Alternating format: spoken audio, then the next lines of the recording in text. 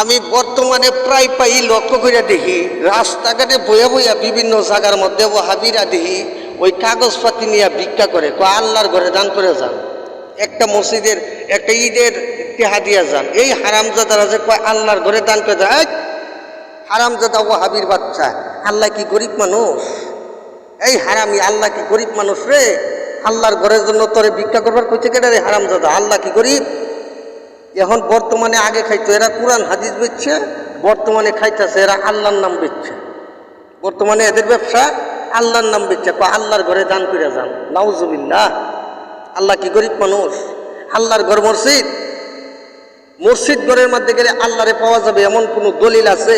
এই পর্যন্ত কেউ আল্লাহরে মসজিদে যাইয়া পাইছে? আল্লাহ কি বলছে তোর এই মসজিদ ঘর বানাইবা লেগে? হারাম, তোর তৌফিক নাই, তুই কুলাইতে পারবি না, তুই বানাইতে পারবি না, তোর ভিক্ষাই করা লাগবে। তোরা কেনা কইছে মসজিদ বানাবার লাগে?